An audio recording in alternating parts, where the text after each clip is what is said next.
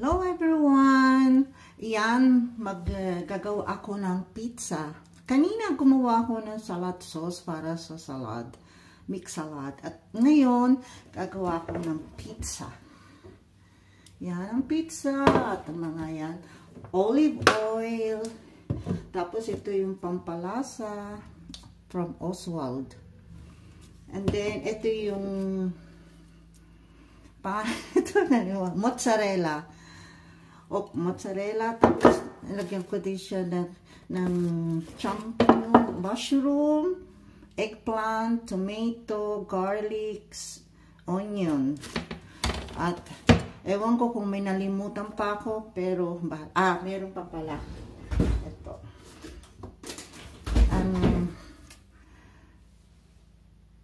Tomato sauce. Yan. Gagawa tayo. Lalagyan ko lang. Ginagamit ko ito kesa sa yung matubig na pangalan yan? Tomato sauce. Pero ito mas gusto ko ito. Mas maganda, mas masarap itong gamitin kesa sa tomato sauce. Nasubukan ko ito dahil sabi ko kay Marcos, wala kaming tomato sauce. Tapos sabi ko, marami naman tayong ganito, paste. Ito na lang ang gawin. Kaya yan. Ito ang, tapos nasubukan namin, mas masarap siya. Yan, ipalibot lang siya.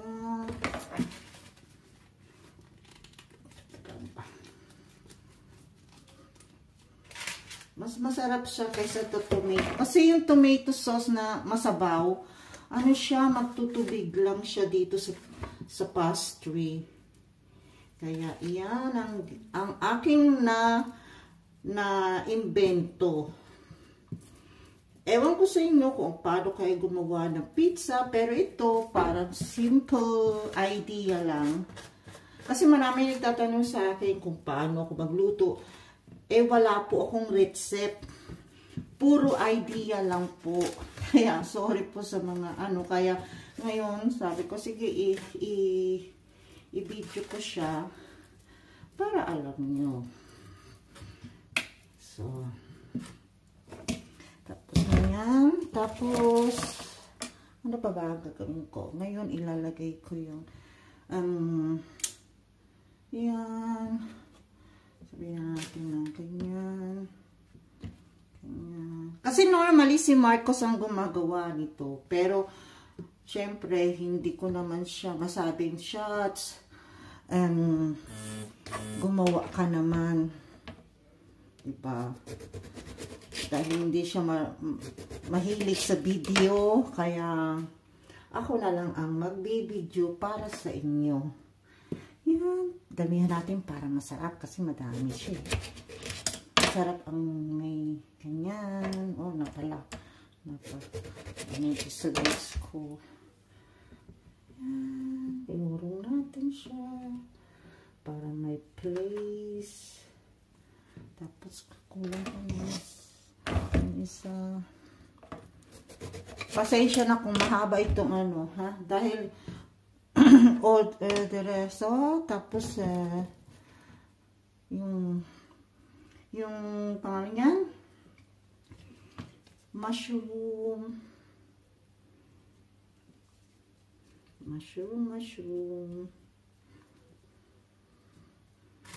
para masarap siya. Marami siyang recado.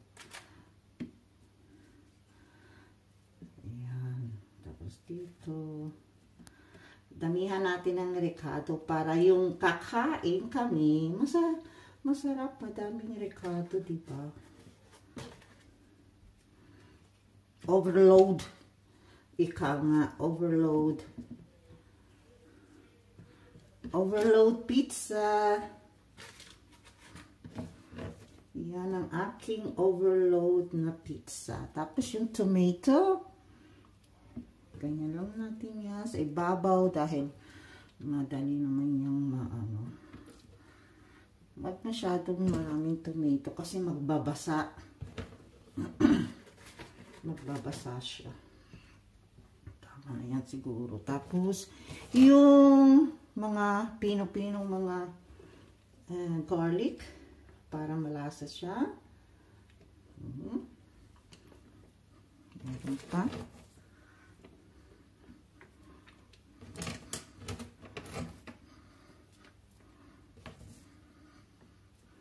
Tapos yung onion.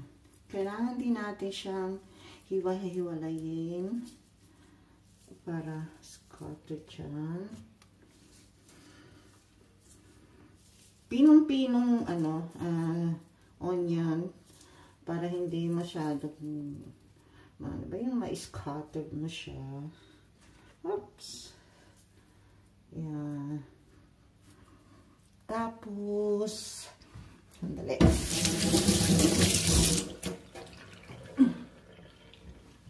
Tapos lagyan mo siya ng olive oil.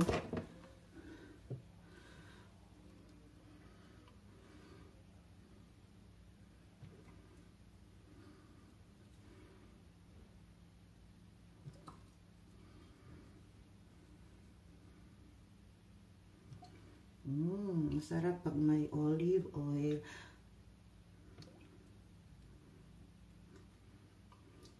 Special touch ng olive oil.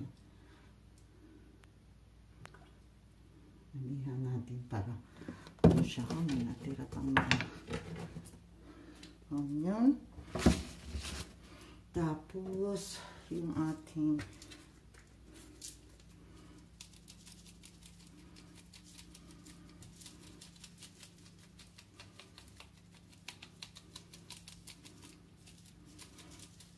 para malasa. Para ganahan si Marcus. Tapos ito, ang style ko, yung mozzarella, ginaganon ko na.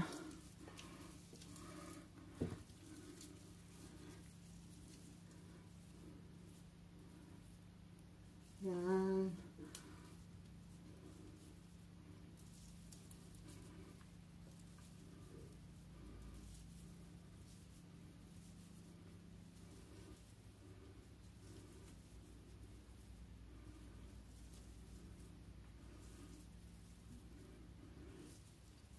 Maraming mozzarella, mas masarap. Overload. Ika nga. Isang half ng package ba? Sarap. Cheesy. Marami siyang cheese. Mas masarap. Overload pizza. Style Yoni. Ganyan ako gumawa. Pero normally si Marcos ang gumagawa. Kaso sabi ko, ibibidyo ko para sa inyo. Para makita nyo kung paano ako gumawa ng pizza. Homemade pizza.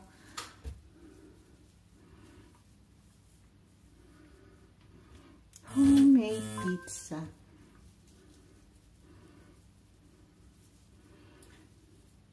Hindi ako marunong magluto nung kabataan ko. Senyorita ako eh. Tinatawag na lang nila ako pag yung kakain na. Yung katulong namin, naghahanap sa akin kung nasaan ako. Minsan nakatatagpon ako sa kapitbahay, sa kaibigan ko. Sabi nila, Beng, kain na. Nakahanda ng pagkain. Ayun. Pero nung mula nagkasawa ako, ayan. Talagang kailangan matuto kasi may mga anak eh. Tapos puro invento dahil ayoko ng hindi ko gusto yung recipe. Yeah, natapos na.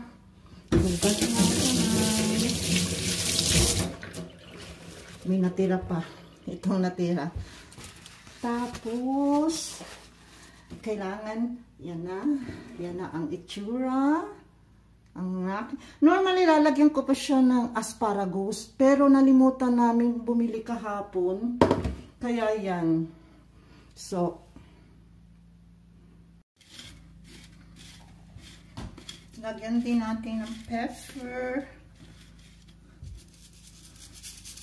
So,